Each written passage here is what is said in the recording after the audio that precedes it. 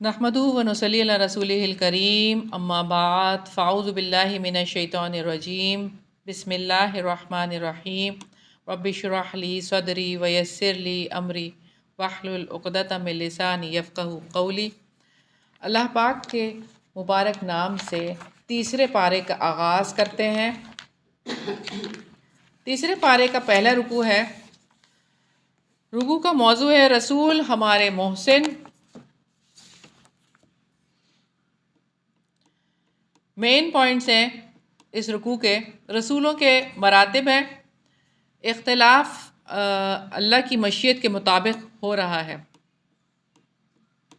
اللہ تعالیٰ نے پیغمبروں کو ایک دوسرے پر فضیلت دی ہے۔ تِلْكَ الرُّسُلُ فَضَّلْنَا بَعْضَهُمْ عَلَىٰ بَعْضٍ، یہ سب رسول ہیں، ان کے بعض کو ہم نے بعض پر فضیلت دی ہے۔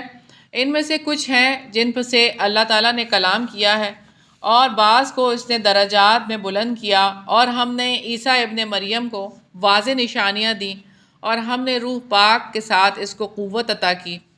اور اگر اللہ تعالیٰ چاہتا تو وہ لوگ جو ان کے بعد تھے آپس میں نہ لڑتے، اس کے بعد کہ ان کے پاس واضح نشانیاں آئیں لیکن انہوں نے اختلاف کیا، تو ان میں سے کوئی ایمان لایا اور ان میں سے کسی نے کفر کیا، اور اگر اللہ تعالیٰ چاہتا تو وہ آپس میں نہ لڑتے، لیکن اللہ تعالیٰ جو چاہتا ہے وہ کرتا ہے۔ رسول کون تھے؟ تمام رسول اللہ تعالیٰ کے منتخب کردہ تھے۔ کوئی شخص اپنی طرف سے رسالت کا دعویٰ تو کر سکتا ہے، لیکن اس کا یہ دعویٰ سچا نہیں ہو سکتا، کیونکہ کوئی انسان اپنی مرضی سے اللہ تعالیٰ کا رسالت کا پیغام نہیں پہنچا سکتا۔ اللہ تعالیٰ کی ذات ہی جانتی ہے کہ وہ یہ کام کس سے لے لے۔ رسولوں کے احسانات۔ رسولوں کا یہ احسان ہے کہ انہوں نے انسانوں کو بتایا کہ وہ کس لیے پیدا کیے گئے ہیں، ان کا مقصد زندگی کیا ہے، انہوں نے کیوں زندہ رہنا ہے، یعنی انسانوں نے اپنی زندگی میں کیا کرنا ہے، اور اپنی زندگی میں یہ طریقہ کیوں جاری رکھنا ہے۔ انبیاء نے یہ بتایا ہے کہ زندگی صرف دنیا کی زندگی نہیں ہے، بلکہ اس کے بعد آنے والی زندگی ہمیشہ کی زندگی ہے، اور اس کے لیے اپنی اس زندگی میں تیاری کرنا ہے۔ اصل تو کام یہ ہے کہ ہمیں تیاری کرنی ہے۔ رسولوں نے انسانوں پر احسان کیا کہ انہیں اپنے خالق سے متعارف کروایا، اللہ کا تعلق دیا، ہدایات پر اختیار ہے۔ اللہ تعالیٰ نے چونکہ ہدایت کا راستہ اختیار کرنے کے لیے مجبور نہیں کیا، ہمارے لیے اللہ تعالیٰ نے راستہ بتا دیا ہے۔ کوئی اپنے اختیار کا صحیح استعمال کر کے مومن بن جاتا ہے، اور کوئی اپنے اختیار کا ناجائز استعمال کر کے کافر بن جاتا ہے۔ ہمارے اوپر اللہ تعالیٰ نے چھوڑ دیا ہے۔ اس رکوع میں کرنے والے کام ایمان ہے، یعنی ایمان لے کر آنا ہے اللہ تعالیٰ کی ہر بات پر، اور جو نہیں کرنا، آپس میں لڑنا، باہمی اختلاف کرنا، کفر میں مبتلا ہونا، یہ کام نہیں کرنے۔ کمٹمنٹ پوائنٹس ہیں۔ آج کے دن یہ سوچنا ہے رسول میرے لیے کیسے رحمت ہے، رسولوں کے میری ذات پر کیا احسانات ہیں۔ رسولوں کے جو احسانات ہیں ان میں سے 5 احسانات کو اپنی ذات کے حوالے سے وہ فیل کریں۔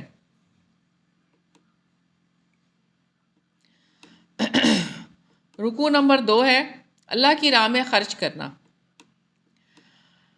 مین پوائنٹس ہے اس رکوع کے: انفاق، دین، اللہ کا تعارف، ولی۔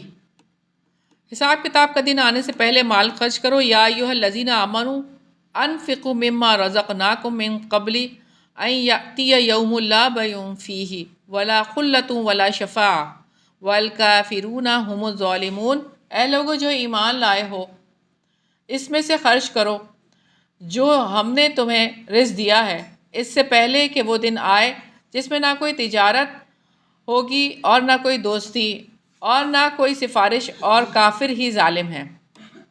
انفاق کی بات ہے، اللہ کے لیے کرنا ہے، اللہ کے دیے ہوئے رزق سے ہی کرنا ہے۔ اس دن سے پہلے جب نہ خرید و فروخت ہوگی اور نہ دوستی چلے گی اور نہ سفارش ہی ہوگی، سب کچھ اس دن سے پہلے کرنا ہے۔ اللہ تعالیٰ نے مومنوں کو ایمان کا تقاضا پورا کرنے کا حکم دیا ہے۔ اس رزق میں سے خرچ کرو جو ہم نے تمہیں دیا ہے، اللہ تعالیٰ کے ہی دیے ہوئے میں سے خرچ کرنا ہے۔ اس خرچ کا مقصد کیا ہے؟ اپنے رب کو راضی کرنا، دل کی تنگی کو دور کرنا۔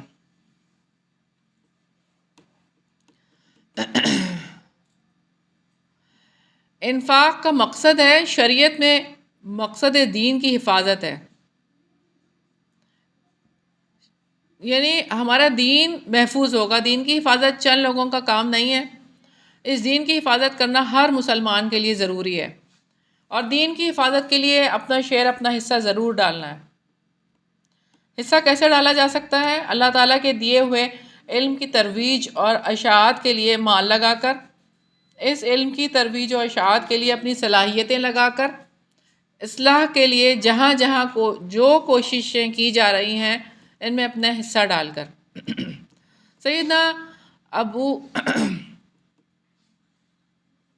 ابو برزہ نزلہ بن عبید اسلمی رضی اللہ عنہ سے روایت ہے، رسول اللہ صلی اللہ علیہ وسلم نے فرمایا کہ قیامت والے دن کسی بندے کے قدم نہیں ہٹیں گے یہاں تک کہ اس سے 5 چیزوں کی بابت نہ پوچھ لیا جائے۔ اس کی عمر کے متعلق کہ اس نے اسے کن کاموں میں ختم کیا، یعنی عمر کا سوال کیا جائے گا۔ اس کے علم کے متعلق کہ اس کے مطابق کیا کیا، جتنا علم دیا گیا تھا اس کے مطابق کیا کیا۔ اس کے مال کے بارے میں اس نے اسے کہاں سے کمایا اور کہاں خرچ کیا، اور اس کے جسم کے بارے میں کہ کن چیزوں میں اسے بوسیدہ کیا، یعنی کھپایا۔ انسان جواب دہ ہے، وہ اپنے آپ کو بظاہر آزاد محسوس کرتا ہے، اصلاً وہ آزاد ہی نہیں ہے۔ یہ آزادی جواب دہی پر یعنی منحصر ہے۔ انسان اپنے علم، اپنی عمر، اپنے مال، ان سب کے بارے میں اللہ رب العزت کے آگے جواب دہ ہے۔ قرآن کریم میں یہاں اس مقام پر آیت الکرسی ہے، اور یہ سب سے بزرگ آیت ہے قرآن کی۔ اللہ لا الہ الا هو الحی القیوم لا تأخذہ سنۃ ولا نوم لہ ما فی السماوات وما فی الارض من ذا الذی یشفع عندہ الا بإذنہ یعلم ما بین ایدیہم وما خلفہم ولا یحیطون بشیء من علمہ الا بما شاء وسع کرسیہ السماوات والارض ولا یؤودہ حفظہما وہو العلی العظیم۔ اللہ تعالیٰ وہ ہے جس کے سوا کوئی معبود نہیں، ہمیشہ زندہ ہے، ہر چیز کو قائم رکھنے والا ہے، اس کو نہ اونگ آتی ہے اور نہ ہی نیند۔ جو کچھ آسمانوں میں ہے اور جو کچھ زمین میں ہے اسی کا ہے۔ کون ہے جو اس کی اجازت کے بغیر اس کی جناب میں سفارش کرے؟ وہ جانتا ہے جو ان کے آگے ہے اور جو ان کے پیچھے ہے، اور وہ اس کے علم میں سے کسی چیز کا بھی احاطہ نہیں کر سکتے مگر جتنا وہ چاہے۔ اس کی کرسی آسمانوں اور زمین کو سموئے ہوئے ہے، اور ان دونوں کی حفاظت اسے نہیں تھکاتی، اور وہی سب سے بلند، سب سے بڑا ہے۔ آیت الکرسی تمام آیتوں کی سردار نبی کریم صلی اللہ علیہ وآلہ وسلم نے ارشاد فرمایا، ہر چیز کی کوہان اور بلندی ہے، اور قرآن کی بلندی سورہ بقرہ ہے، اور اس میں بھی آیت الکرسی تمام آیتوں کی سردار ہے۔ اللہ تعالیٰ کا تعارف ہے آیت الکرسی میں، زندہ جاوید اللہ تعالیٰ کی ہستی ہے، کائنات کو سنبھالے ہوئے ہے، اس کے سوا کوئی الہ نہیں ہے، نہ اس کو اونگ آتی ہے اور نہ ہی نیند۔ آسمانوں اور زمین میں جو کچھ بھی ہے اسی کا ہے، اس کی اجازت کے بغیر کوئی سفارش نہیں کر سکتا۔ وہ جانتا ہے جو کچھ ان کے آگے ہے اور جو کچھ ان کے پیچھے ہے۔ کسی کو علم تب ملتا ہے جب اللہ تعالیٰ چاہتا ہے۔ اس کی حکومت آسمانوں اور زمین پر چھائی ہوئی ہے، آسمان اور زمین کی حفاظت اسے نہیں تھکاتی، وہ بزرگ اور برتر ہے۔ اللہ لا الہ الا ہو، اللہ تعالیٰ وہ ہے جس کے سوا کوئی معبود نہیں۔ اللہ تعالیٰ معبود برحق ہے، لہٰذا ہر قسم کی عبادت اور اطاعت اسی کے لیے ہونی چاہیے، کیونکہ وہ تمام صفات سے متصف اور عظیم نعمتیں دینے والا ہے۔ الحی کی بات ہے، ہمیشہ زندہ ہے، وہ ہستی ہے جسے کامل حیات حاصل ہو، تمام صفات ذاتیہ اس کو مستلزم ہے۔ مثلاً اللہ تعالیٰ کے لیے یہ چیزیں خاص ہیں: سننا، دیکھنا، جاننا اور قدرت رکھنا وغیرہ۔ القیوم ہر چیز کو قائم رکھنے والا ہے، وہ ذات ہے جو خود قائم ہو اور دوسروں کا قیام اس سے ہو۔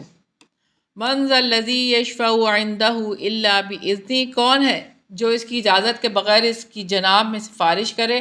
اللہ تعالیٰ شفاعت کا مالک ہے، جس بندے پر رحم کرے گا اس کے حق میں شفاعت کی اجازت دے گا۔ اجازت ملنے سے پہلے کوئی شفاعت نہیں کر سکے گا۔ یعلم ما بین ایدیہم وما خلفہم، وہ جانتا ہے جو ان کے آگے ہے اور جو ان کے پیچھے ہے، اس کا علم کامل ہے۔ وہ ماضی، حال اور مستقبل کا علم رکھتا ہے۔ اللہ تعالیٰ کے علیم ہونے کے عقیدے کی وجہ سے مومن اس ذات سے قلبی اور ذہنی تعلق میں بن جاتا ہے۔ وہ ہر لمحے اللہ تعالیٰ کو خود پر نگران محسوس کرتا ہے۔ وسیع کرسیہ السماوات والارض، اس کی کرسی آسمانوں اور زمین کو سموئے ہوئے ہے۔ حافظ ابو بکر بن مردویہ نے سیدنا ابو ذر غفاری رضی اللہ عنہ کے حوالے سے روایت نقل کی ہے، کیونکہ انہوں نے نبی کریم صلی اللہ علیہ وسلم سے الکرسی کے بارے میں پوچھا تو رسول اللہ صلی اللہ علیہ وسلم نے فرمایا: اس ذات کی قسم جس کے ہاتھ میں میری جان ہے، ساتوں آسمان اور ساتوں زمینیں الکرسی کے مقابلے میں ایسی ہی ہیں جیسے کہ چٹیل زمین پر پھینکا ہوا چھلا ہو، اور بلا شبہ عرش کی کرسی پر برتری چٹیل میدان کی اس چھلے پر فوقیت کی مانند ہے۔ ہدایت اور گمراہی اختیار کرنے میں انسان کو آزادی ہے۔ لا اکراہ فی الدین قد تبین الرشد من الغی فمن یکفر بالطاغوت ویؤمن باللہ فقد استمسک بالعروۃ الوثقی لا انفصام لها واللہ سمیع علیم۔ دین میں کوئی زبردستی نہیں، یقیناً ہدایت گمراہی سے صاف واضح ہو چکی۔ چنانچہ جو باطل معبود کا انکار کرے اور اللہ تعالیٰ پر ایمان لائے، اس نے مضبوط کڑا تھام لیا جس نے کبھی ٹوٹنا ہی نہیں، اور اللہ تعالیٰ سب کچھ سننے والا، سب کچھ جاننے والا ہے۔ دین، اس معاملے میں کوئی زبردستی نہیں۔ دین کے معاملے میں حق اور باطل کو واضح کر دیا گیا ہے۔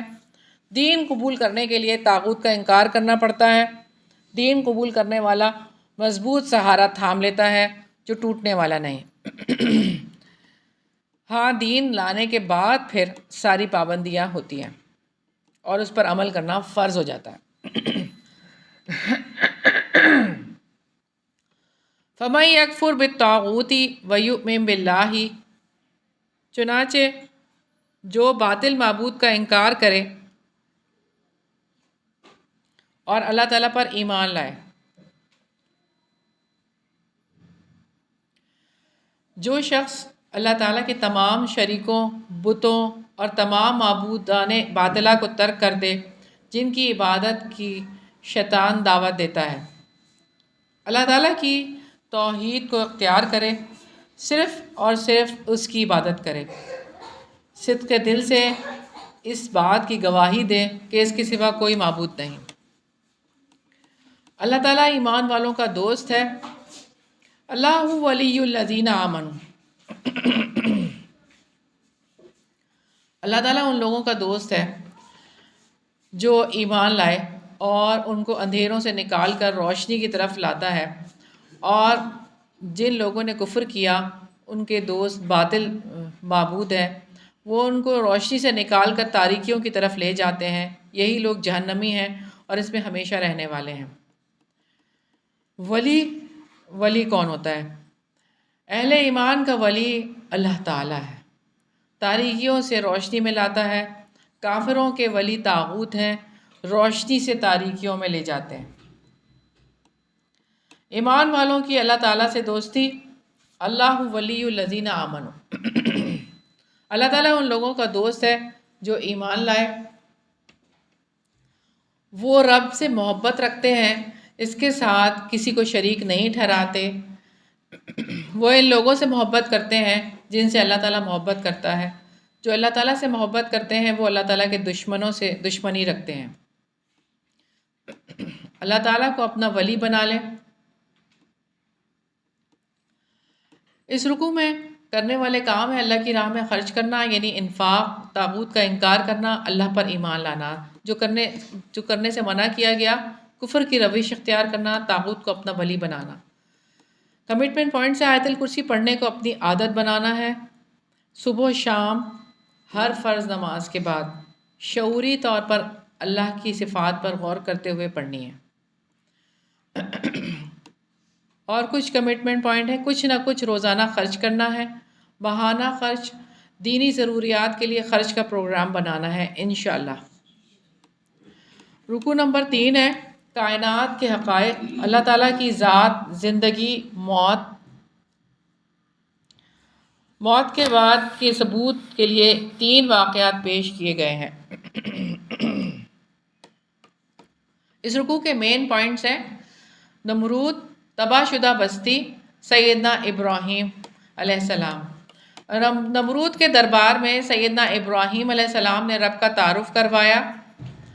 الم تر الی الذین حاج ابراہیم فی ربہ ان آتاہ اللہ الملک اذ قال ابراہیم ربی الذی یحیی ویمیت قال انا احیی وامیت قال ابراہیم فإن اللہ یأتی بالشمس من المشرق فأت بها من المغرب فبہت الذی کفر واللہ لا یہدی القوم الظالمین.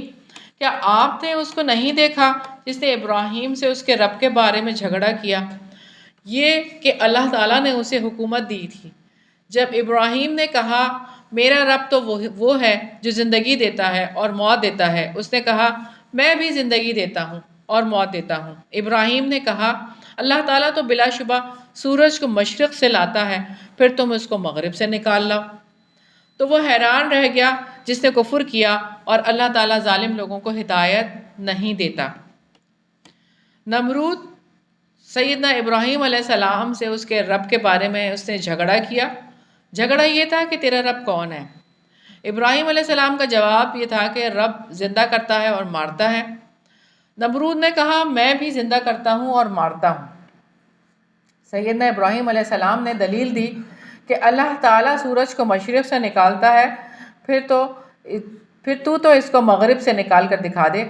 اللہ تعالیٰ کا فیصلہ تھا کہ اللہ تعالیٰ ظالم قوم کو ہدایت نہیں دیتا. موت کے بعد زندگی کا تجربہ. او کالذی مر علی قریۃ وہی خاویۃ علی عروشها، یا اس شخص کی مانند جس کا گزر ایک بستی پر ہوا جو اپنی چھتوں کے اوپر اوندھی پڑی ہوئی تھی. اس نے کہا اس کی موت کے بعد اللہ تعالیٰ اس کو کیسے زندہ کرے گا؟ تو اللہ تعالیٰ نے اس کو 100 سال تک موت دے دی، پھر اس کو زندہ کیا اور پوچھا تم کتنی دیر رہے؟ اس نے کہا میں 1 دن یا اس کا کچھ حصہ رہا. اللہ تعالیٰ نے فرمایا بلکہ تم 100 سال تک رہے ہو. سو اپنے کھانے پینے کی چیزوں کو دیکھو، وہ بالکل بھی خراب نہیں ہوئیں، اور اپنے گدھے کو بھی دیکھو، اور تاکہ ہم تمہیں لوگوں کے لیے نشانی بنائیں. اور ہڈیوں کی طرف دیکھو کیسے ہم ان کو اٹھا کر جوڑتے ہیں، پھر ان کو گوشت پہناتے ہیں. پھر جب اس پر خوب واضح ہو گیا تو اس نے کہا میں جانتا ہوں کہ اللہ تعالیٰ ہر چیز پر واقعتاً پوری طرح قدرت رکھنے والا ہے. تباہ شدہ بستی. وزٹر کون تھے؟ سیدنا عزیر علیہ السلام. کنفیوژن کیا تھی؟ اللہ تعالیٰ کیسے زندگی بخشے گا؟ 100 سال کے لیے سلا دیا اللہ تعالیٰ نے، جگایا اور کھانے پینے کے سامان اور گدھے کی زندگی سے ثابت کیا اور دوبارہ زندگی ممکن ہے. اس بات کو بتانے کے لیے سیدنا ابراہیم علیہ السلام کو مردوں کے زندہ ہونے کا مشاہدہ کروایا گیا. وَإِذْ قَالَ إِبْرَاهِيمُ رَبِّ أَرِنِي كَيْفَ تُحْيِي الْمَوْتَى قَالَ أَوَلَمْ تُؤْمِنْ قَالَ بَلَى وَلَكِنْ لِيَطْمَئِنَّ قَلْبِي قَالَ فَخُذْ أَرْبَعَةً مِنَ الطَّيْرِ فَصُرْهُنَّ إِلَيْكَ ثُمَّ اجْعَلْ عَلَى كُلِّ جَبَلٍ مِّنْهُنَّ جُزْءًا ثُمَّ ادْعُهُنَّ يَأْتِينَكَ سَعْيًا وَاعْلَمْ أَنَّ اللَّهَ عَزِيزٌ حَكِيمٌ. اور جب ابراہیم نے کہا اے میرے رب مجھے دکھا کہ تو مردوں کو کیسے زندہ کرے گا، اللہ تعالیٰ نے فرمایا اور کیا تو یقین نہیں رکھتا؟ اس نے کہا کیوں نہیں، لیکن اس لیے کہ میرا دل مطمئن ہو جائے۔ اللہ تعالیٰ نے فرمایا تو پرندوں میں سے 4 لے کر انہیں اپنے سے مانوس کرو، پھر ہر پہاڑ پر اس کا ایک ٹکڑا رکھ دو، پھر انہیں بلاؤ، وہ تمہاری طرف بھاگتے چلے آئیں گے، اور جان لو کہ یقیناً اللہ تعالیٰ سب پر غالب کمال حکمت والا ہے۔ سیدنا ابراہیم علیہ السلام کا سوال ہے کہ تو مردوں کو کیسے زندہ کرے گا؟ تو اللہ تعالیٰ نے جواب دیا ہے کہ 4 پرندوں کو مانوس کر لو، پھر ان کے ٹکڑے ٹکڑے کر دو اور بلاؤ ان کو، یعنی ٹکڑے ٹکڑے کر کے ان کو پہاڑوں پر رکھ دو اور پھر ان کو بلاؤ تو وہ بھاگتے ہوئے چلے آئیں گے۔ اللہ تعالیٰ غلبے والا ہے، حکمت والا ہے۔ اس رکوع میں کرنے والے کام ہے حق کی دعوت کے لیے مخالفین دلائل دینا اور ایمان پر اطمینان، اور جو کام نہیں کرنے جھگڑا کرنا، ظلم کرنا۔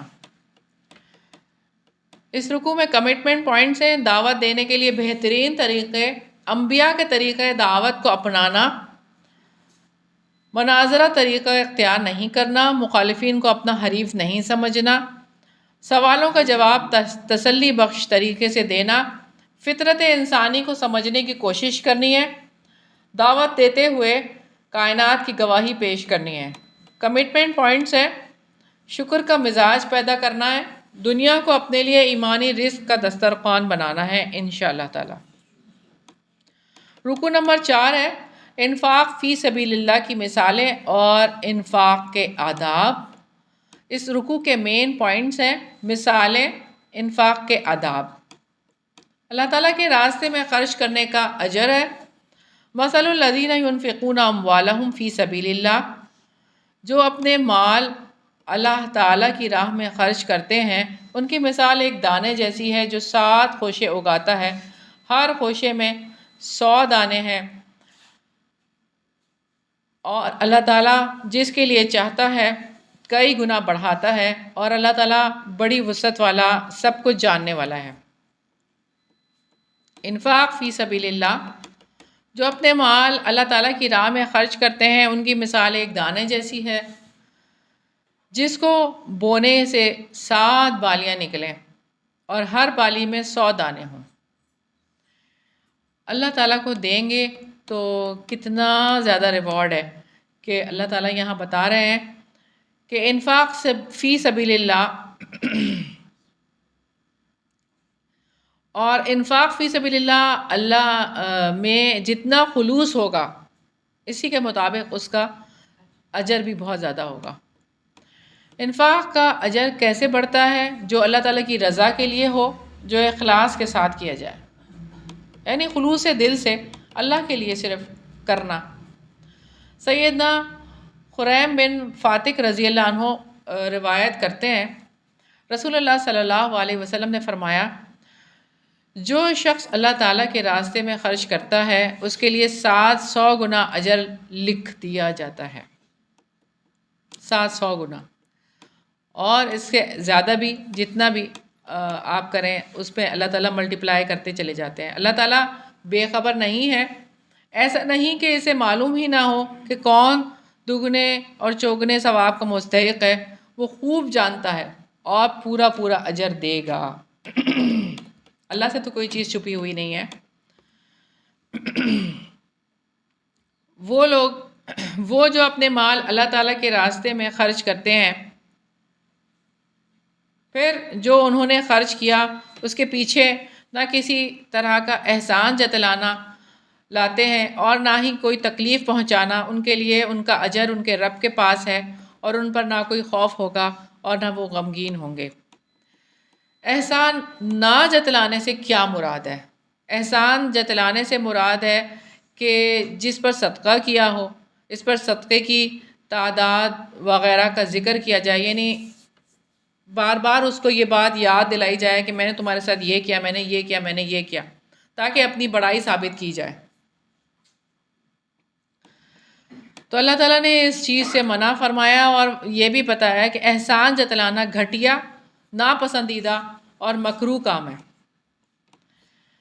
احسان جتلانے والے کے اندر تکبر جنم لیتا ہے جو ابلیس جیسا فعل ہے، اور تکبر کی وجہ سے پھر باقی برائیاں جنم لیتی ہیں۔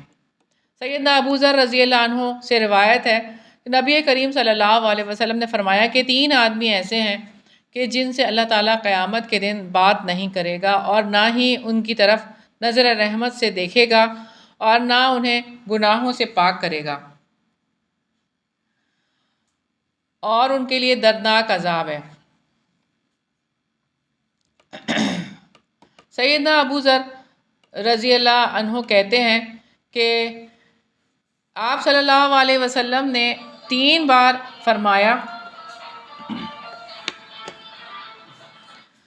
آپ صلی اللہ علیہ وسلم نے 3 بار یہ فرمایا۔ سیدنا ابو ذر رضی اللہ عنہ نے عرض کیا، اے اللہ کے رسول صلی اللہ علیہ وسلم، یہ لوگ تو سخت نقصان اور خسارے میں ہوں گے، یہ کون لوگ ہیں؟ آپ صلی اللہ علیہ وسلم نے فرمایا، ٹخنوں سے نیچے کپڑا لٹکانے والا، اور دیکھ کر احسان جتلانے والا، اور جھوٹی قسم کھا کر سامان بیچنے والا۔ استغفر اللہ۔ اچھی بات کہنا اور درگزر کرنا صدقہ دے کر اذیت پہنچانے سے بہتر ہے۔ قول معروف و مغفرت خیر من صدقۃ یتبعها اذی واللہ غنی حلیم۔ اچھی بات کہنا اور درگزر کرنا اس صدقے سے بہتر ہے جس کے پیچھے کسی طرح کی اذیت پہنچانا ہو، اور اللہ تعالیٰ بہت بے پرواہ، بے حد بردبار ہے۔ قول معروف کی بات ہے سوال کرنے والے سے نرمی اور شفقت سے بات کرنا اور دعائیہ کلمات سے جواب دینا۔ درگزر کرنا، سوال کرنے والے کے فقر اور اس کی ضرورت کا لوگوں کے سامنے اظہار نہ کرنا اور اس کی پردہ پوشی کرنا۔ واللہ غنی حلیم، اور اللہ تعالیٰ بہت بے پرواہ، بے حد بردبار ہے۔ غنی، وہ کبھی کسی چیز کا محتاج نہیں ہوتا، غنی وہ شخص ہے، اور اللہ تعالیٰ ہی غنی ہے، وہ کسی بھی دیے جانے والے صدقے سے بے پرواہ ہے۔ یعنی کوئی بھی کچھ بھی دے دے، اللہ تعالیٰ کو کیا ملے گا؟ اللہ تعالیٰ کو تو کچھ نہیں چاہیے، بلکہ وہ ہمارا ہی فائدہ ہے کہ اللہ تعالیٰ ہمیں جنت دیں گے اس کے بدلے میں۔ واللہ غنی حلیم، حلیم کی بات ہے، اللہ تعالیٰ کی یہ ذات ہے، یہ صفت ہے حلیم، وہ انسان کو وجود دیتا ہے، رزق دیتا ہے، اور وہ اس کا شکر ادا نہیں کرتے، لیکن اللہ تعالیٰ فوراً سزا بھی نہیں دیتا، وہ اتنا حلیم ہے۔ انسانوں کو چاہیے کہ وہ اللہ تعالیٰ سے بردباری سیکھیں۔ سیدنا ابو موسیٰ اشعری رضی اللہ عنہ نے بیان کیا کہ نبی کریم صلی اللہ علیہ وسلم نے فرمایا، ہر مسلمان پر صدقہ کرنا ضروری ہے۔ لوگوں نے پوچھا، اے اللہ کے نبی صلی اللہ علیہ وسلم، اگر کسی کے پاس کچھ نہ ہو؟ آپ صلی اللہ علیہ وسلم نے فرمایا، پھر اپنے ہاتھ سے کچھ کما کر خود کو بھی نفع پہنچائے اور صدقہ بھی کرے۔ لوگوں نے کہا کہ اگر اس کی طاقت نہ ہو؟ فرمایا کہ پھر کسی حاجت مند فریادی کی مدد کرے۔ لوگوں نے کہا کہ اگر اس کی بھی سکت نہ ہو؟ فرمایا پھر اچھی بات پر عمل کرے اور بری باتوں سے باز رہے، اس کا یہی صدقہ ہے۔ صدقہ ضائع نہ کرنے کا حکم اور ریاکاری کی مثال، یا ایھا الذین آمنوا لا تبطلوا صدقاتکم بالمن والاذی۔ اے لوگو جو ایمان لائے ہو، اپنے صدقات احسان جتلانے اور تکلیف پہنچانے سے ضائع نہ کرو۔ اس شخص کی طرح جو اپنا مال لوگوں کو دکھانے کے لیے خرچ کرتا ہے اور وہ اللہ تعالیٰ اور آخرت کے دن پر ایمان نہیں رکھتا، تو اس کی مثال ایک صاف چٹان کی مثال جیسی ہے جس پر کچھ مٹی ہو، پھر اس پر زوردار بارش پڑے تو اس کو ایک سخت چٹان چھوڑ جائے۔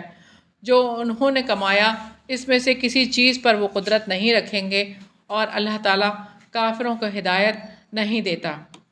مثالیں ہیں یہاں پر، جو لوگ اپنا مال اللہ کے راستے میں خرچ کرتے ہیں، ایک دانے میں 7 سٹے، ہر سٹے میں 100 دانے۔ دوسرا پوائنٹ ہے ریاکار کا خرچ۔ چٹان کی مثال دی اللہ تعالیٰ نے، دل کی سختی ہے اصل میں.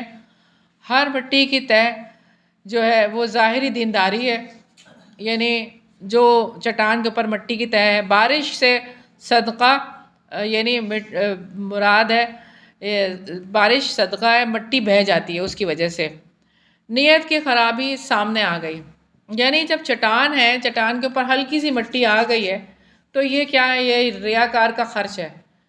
اس کا دل تو سخت ہے، انتہائی سخت، خرچ نہیں کرنا. لیکن جب مٹی آ گئی ہے اس کے اوپر اور اس کے اوپر کچھ اگ گیا ہے، لیکن تیز بارش جب آتی ہے، یعنی کہ وہ صدقہ زیادہ ہو جائے تو کیا ہوتا ہے؟ وہ مٹی بہہ جاتی ہے اور کچھ بھی باقی نہیں رہتا.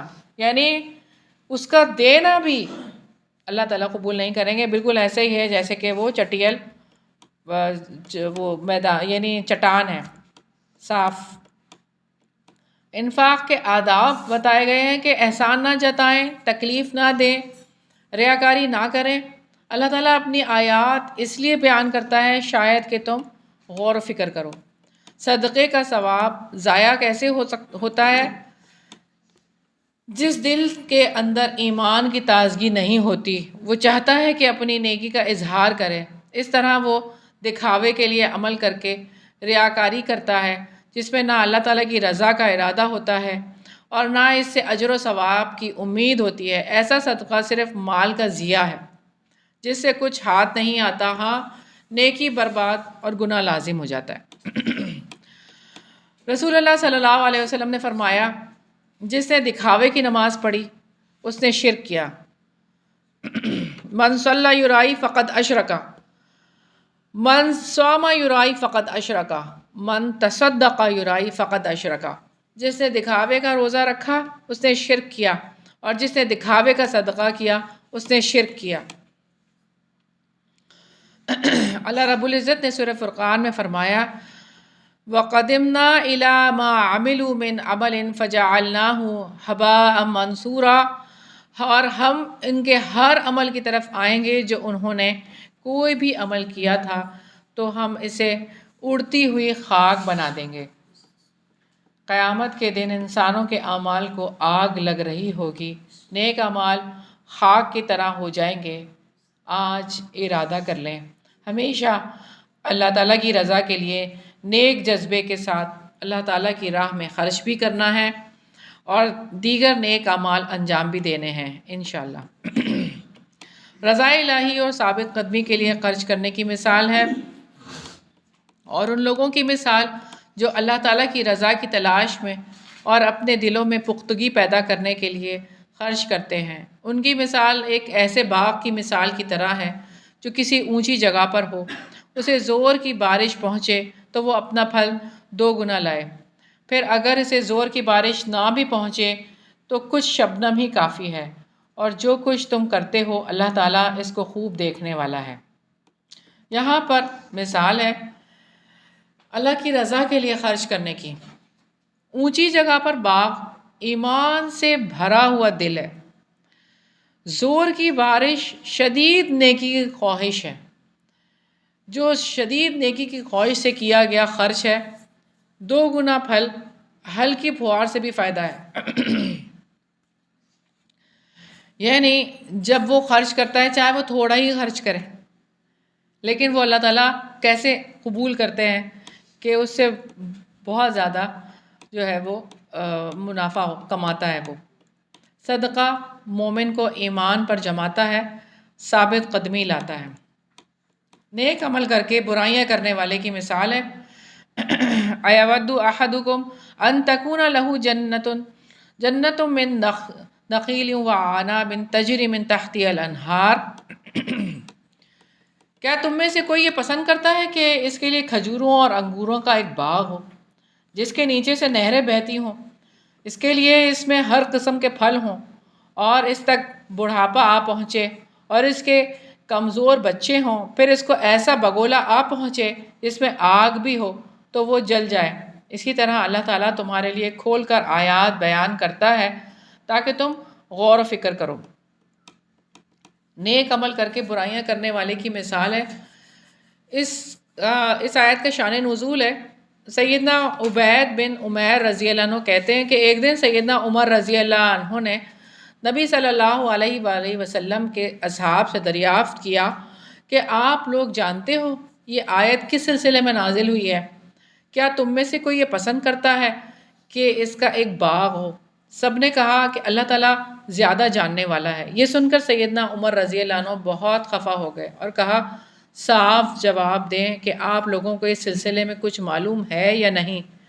ابن عباس رضی اللہ عنہما نے عرض کیا امیر المومنین میرے دل میں ایک بات آتی ہے۔ عمر رضی اللہ عنہ نے فرمایا بیٹے کہو اور اپنے آپ کو حقیر نہ سمجھو۔ ابن عباس رضی اللہ عنہما نے عرض کیا کہ اس میں عمل کی مثال بیان کی گئی ہے۔ سیدنا عمر رضی اللہ عنہ نے پوچھا کیسے عمل کی؟ سیدنا ابن عباس رضی اللہ عنہما نے عرض کیا کہ عمل کی۔ سیدنا عمر رضی اللہ عنہ نے کہا یہ ایک مالدار شخص کی مثال ہے جو اللہ تعالیٰ کی اطاعت میں نیک عمل کرتا رہتا ہے، پھر اللہ تعالیٰ شیطان کو اس پر غالب کر دیتا ہے، وہ گناہوں میں مصروف ہو جاتا ہے اور اس کے اگلے نیک اعمال سب غارت ہو جاتے ہیں۔ تو اللہ تعالیٰ سے دعا ہے کہ اللہ تعالیٰ ہمیں نیکی پر ہمیشہ ہمیشہ قائم رکھے، اور موت کے وقت تک انسان اپنے اعمال سے غافل نہیں رہ سکتا۔ اگر وہ غافل ہوگا تو شیطان اس پر غالب آ جائے گا اور پچھلے اعمال بھی ضائع کروا دے گا۔ لہٰذا موت تک اللہ تعالیٰ سے دعا بھی کرنی ہے اور نیکی پر ثابت قدم رہنے کے لیے کوشش بھی کرنی ہے۔ دعا ڈوز ہیں، یعنی اس رکوع میں جو کرنے والے کام ہیں اللہ کی راہ میں خرچ کرنا، بھلی بات کہنا، اللہ کی راہ میں خرچ کر کے دکھ نہ دینا اور درگزر کرنا، اللہ کی راہ میں خرچ کر کے احسان نہ جتانا، اللہ کی رضا جوئی کے لیے خرچ کرنا، دل کے پورے ثبات کے ساتھ خرچ کرنا، اور جو کام نہیں کرنے خرچ کر کے احسان جتانا، خرچ کر کے دکھ دینا، ریاکاری، کفر۔ کمٹمنٹ پوائنٹس ہیں، اللہ کی راہ میں خرچ کرنے کے مشکل راستے اختیار کر کے اپنے آپ کو ایمان پر ثابت قدم رکھنا ہے، دین کی اشاعت کے کاموں میں خرچ کرنا ہے انشاءاللہ تعالی۔ رکوع نمبر 5 ہے انفاق کے راستے۔ اس رکوع کے مین پوائنٹس ہیں انفاق کے راستے۔ جس چیز کو خود پسند نہیں کرتے اسے دوسروں کو دینے سے بھی گریز کرو۔ یا ایھا الذین آمنوا انفقوا من طیبات ما کسبتم، اے لوگو جو ایمان لائے ہو ان پاکیزہ چیزوں میں سے خرچ کرو جو تم نے کمائی ہیں، اور ان میں سے بھی جو ہم نے تمہارے لیے زمین سے نکالی ہیں، اور اس میں سے جو تم خرچ کرتے ہو گندی چیز کا ارادہ نہ کرو، حالانکہ تم خود ہی اس کو لینے والے نہیں ہو، مگر یہ کہ تم اس کے بارے میں آنکھیں بند کر لو اور جان لو یقیناً اللہ تعالیٰ بڑا بے پرواہ بے حد خوبیوں والا ہے۔ شان نزول ہے، برا رضی اللہ عنہ کہتے ہیں کہ آیت ولا تیمموا الخبیث منہ تنفقون ہم گروہ انصار کے بارے میں اتری ہے۔ ہم کھجور والے لوگ تھے، ہم میں سے کوئی آدمی اپنی کھجوروں کی کم و بیش پیداوار اور مقدار کے اعتبار سے زیادہ یا تھوڑا لے کر رسول اللہ صلی اللہ علیہ وسلم کے پاس آتا۔ بعض لوگ کھجور کے 1-2 گچھے لے کر آتے اور انہیں مسجد میں لٹکا دیتے۔ اہل صفہ کے کھانے کا کوئی بندوبست نہیں تھا، تو ان میں سے جب کسی کو بھوک لگتی تو وہ گچھے کے پاس آتا اور اسے چھری سے جھاڑتا، کچی اور پکی کھجوریں گرتی، پھر وہ انہیں کھا لیتا۔ کچھ لوگ ایسے تھے جنہوں نے خیر سے رغبت اور دلچسپی نہ تھی، وہ ایسے گچھے لاتے جس میں خراب، ردی اور گلی سڑی کھجوریں ہوتی، اور بعض گچھے ٹوٹے بھی ہوتے، وہ انہیں لٹکا دیتے ہیں۔ اس پر اللہ تبارک و تعالیٰ نے آیت نازل فرمائی یا ایھا الذین آمنوا انفقوا من طیبات ما کسبتم۔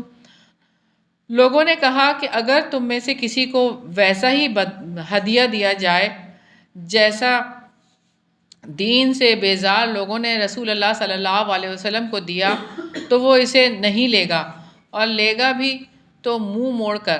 اس کے بعد ہم میں سے ہر شخص اپنے پاس موجود عمدہ چیز میں سے لانے لگا۔ انفاق فی سبیل اللہ، صدقے کی قبولیت کے لیے ضروری ہے کہ کمائی پاک ہو اور حلال ہو۔ شیطان مفلسی کا خوف دلا کر بخل کا حکم دیتا ہے اور اللہ تعالیٰ بخشش اور فضل کا وعدہ دیتا ہے۔ الشیطان یعدکم الفقر ویأمرکم بالفحشاء، شیطان تمہیں مفلسی کا خوف دلاتا ہے اور تمہیں شرمناک بخل کا حکم دیتا ہے، اور اللہ تعالیٰ تمہیں اپنی طرف سے بخشش اور فضل کا وعدہ دیتا ہے، اور اللہ تعالیٰ بڑی وسعت والا، سب کچھ جاننے والا ہے۔ شیطان اللہ تعالیٰ کی راہ میں خرچ کرنے سے روکتا ہے۔ اللہ تعالیٰ کی راہ میں خرچ کے معاملے میں شیطان دل میں وسوسہ ڈالتا ہے کہ خرچ کرو گے تو فقیر ہو جاؤ گے۔ انفاق کے راستے ہیں، پاکیزہ چیزیں اللہ کی راہ میں خرچ کرو، ردی چیزیں صدقے کے لیے نہ چھانٹیں۔ شیطان مفلسی سے ڈرا کر صدقے سے روکتا ہے، انفاق سے رکنا نہیں ہے۔ شیطان نیکی سے روک کر بے حیائی اپنانے کا حکم دیتا ہے، صدقے سے رک کر بے حیائی کے کام نہیں کرنے۔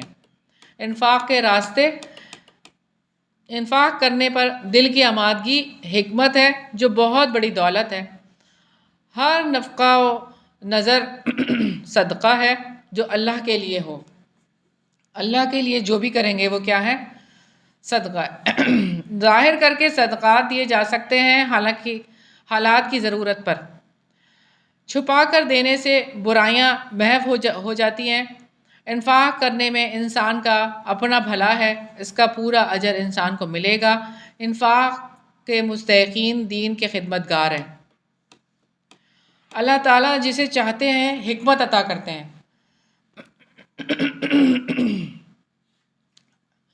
یؤتی الحکمت من یشاء، وہ جس کو چاہتا ہے حکمت عطا کرتا ہے، اور جس کو حکمت عطا کی گئی یقیناً اس کو بہت بھلائی دے دی گئی، اور عقل مند ہی نصیحت قبول کرتے ہیں۔ وہ جس کو چاہتا ہے حکمت عطا کرتا ہے۔ سیدنا عبداللہ بن عباس رضی اللہ عنہما کا قول ہے، حکمت سے مراد قرآن کی سمجھ ہے، اللہ تعالیٰ کی آیات کا فہم ملنا، اللہ تعالیٰ کی طرف سے خیر کا ارادہ ہے۔ جسے اللہ تعالیٰ نفع مند علم، عمل صالح کی توفیق اور شریعت کے اسرار اور حکمتوں سے واقفیت دے دیں تو اس سے بڑھ کر کیا بھلائی ہوگی کہ دنیا اور آخرت کی ناکامیوں سے بچ کر دنیا اور آخرت کی کامیابی نصیب ہو جائے۔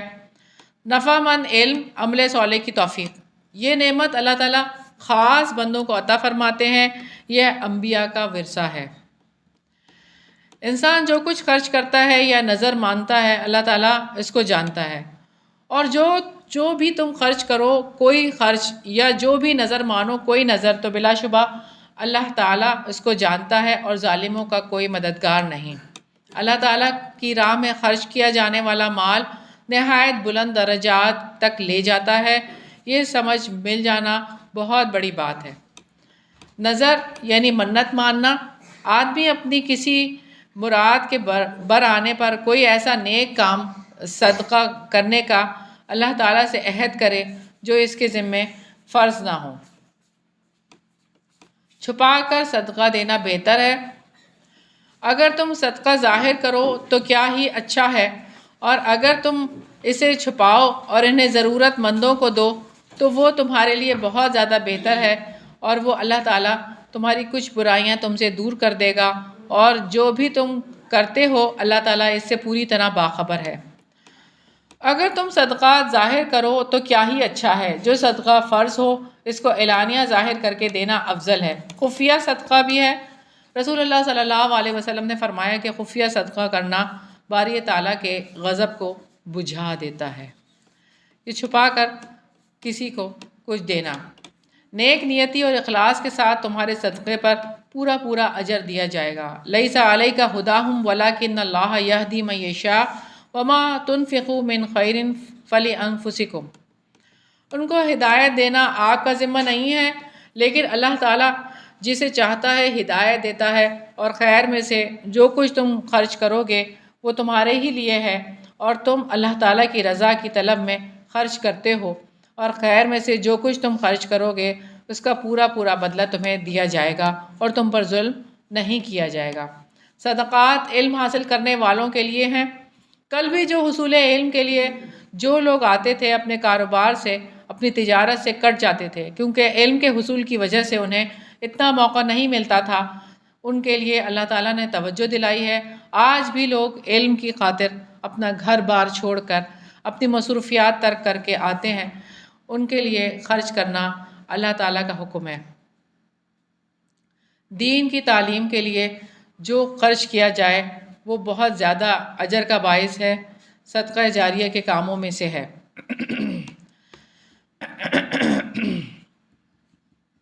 رسول اللہ صلی اللہ علیہ وسلم نے فرمایا ہے مسکین وہ نہیں ہے جسے ایک یا دو کھجور یا ایک یا دو لقمے در بدل لیے پھریں، بلکہ مسکین وہ ہے جو مانگنے سے بچتا رہے۔ اور اگر تم دلیل چاہو تو قرآن سے اس آیت کو پڑھ لو کہ وہ لوگوں سے چمٹ کر نہیں مانگتے۔ نیک نیتی اور اخلاص کے ساتھ تمہارا ہر صدقہ قبول ہے اور قیامت کے دن اللہ تعالیٰ تمہیں پورا پورا اجر دے گا۔ صدقات علم حاصل کرنے والوں کے لیے ہیں، للفقراء الذین احصروا فی سبیل اللہ۔ صدقات ان فقراء کے لیے ہیں جو اللہ تعالیٰ کے راستے میں روکے گئے ہوں، وہ زمین میں سفر کرنے کی استطاعت نہیں رکھتے، ناواقف آدمی سوال سے بچنے کی وجہ سے انہیں مالدار سمجھ بیٹھتا ہے۔ آپ انہیں ان کے چہروں ہی سے پہچان جائیں گے، وہ لوگوں سے لپٹ کر نہیں مانگتے، اور جو مال میں سے بھی تم خرچ کرو گے تو یقیناً اللہ تعالیٰ اس کو خوب جاننے والا ہے۔ اس رکوع میں کرنے والے کام ہے مال کا بہترین حصہ اللہ کی راہ میں خرچ کرنا، چشم پوشی کرنا، معاملہ فہمی، اللہ تعالیٰ کی رضا کے لیے خرچ کرنا، باتوں سے سبق سیکھنا، چھپا کر صدقہ کرنا، عقل سے کام لینا۔